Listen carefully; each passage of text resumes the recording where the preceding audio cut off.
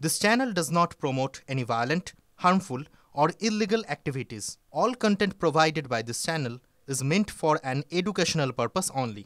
Cancer Healer Center, a new beginning.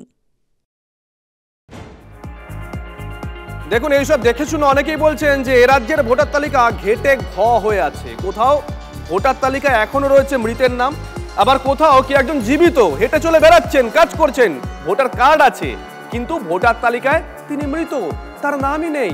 উদাহরণ শুনুন, বলবেন আশিক। দেখো, তোমাকে জানিয়ে রাখবো যে শ্রীরামপুর শেখর সাউ, তিনি 16 বছর আগেই তার মৃত্যু হয়েছে এবং এখনো তার যে ভোটার কার্ড, সেই মানে ভোটার লিস্ট, সেই ভোটার লিস্টে এখনো কিন্তু তার নাম রয়েছে, তিনি জীবিত।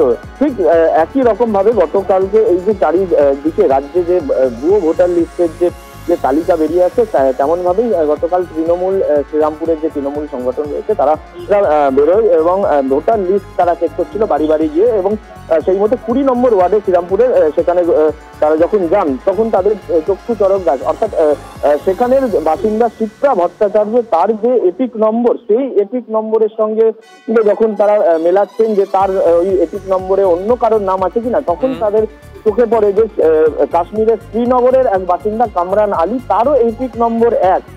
ফলে রাজ্য জুড়ে যে এই যে এপিকের যে একটা ভুয়ো কার্ড বা ভুয়ো এপিক কার্ড দেখা দিচ্ছে, সেই জায়গায় কিন্তু আরো একটা নাম সংযোজন হচ্ছে। এই শ্রীরামপুরের শিপ্রা ভট্টাচার্য, তার স্বামী, তাদের সঙ্গে আমরা কথা বলেছেন, তিনি বলছেন যে তার স্ত্রী এখানে রয়েছেন, তিনি জীবিত রয়েছেন এবং তিনি এখানে ভোট দেন। তার এপিক নম্বর কি করে একইভাবে কাশ্মীরের এই কামরান আলীর সঙ্গে যুক্ত হয়ে গেল, সেটাই তাদেরকে ভাবাচ্ছে। শুভজিৎ, ধন্যবাদ আশিক।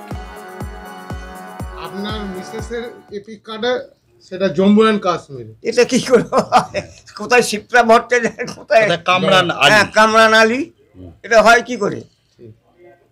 কি চাইছেন আপনি? আমি চাইছি ওটা যেন সঠিক হয়।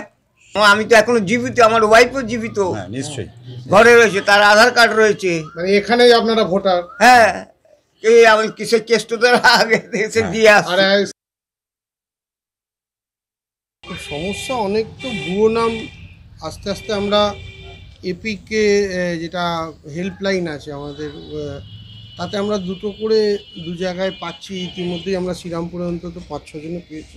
আমরা প্রত্যেকটা জিনিস পুঙ্খানু তুলে আমরা রাজ্য নেতৃত্বের কাছে পাঠাবো, রাজ্য নেতৃত্ব ইলেকশন কমিশনের কাছে পাঠাবে। যদি ইলেকশন কমিশনের চোখ খোলে যে ভোটার লিস্টকে ঠিক করতে হবে, তাহলে তো খুবই ভালো হয়।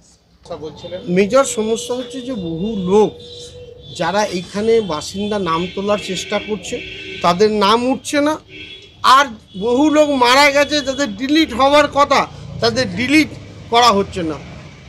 ইলেকশন কমিশন একটা পরিসংখ্যান 1%, 2% একটা পরিসংখ্যান বেঁধে দিচ্ছেন ঠান্ডা এসি ঘরে বসে।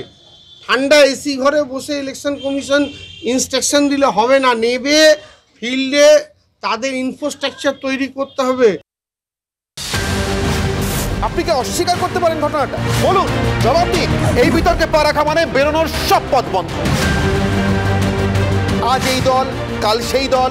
আপনার কাছে কি সত্যিই কোনো জবাব আছে? প্রশ্নের ঝড়ে ধরাশায়ী সব পক্ষ, কারণ ডান বাম সব পক্ষকে প্রশ্ন করার সাহস দেখাই শুধুমাত্র আমরাই।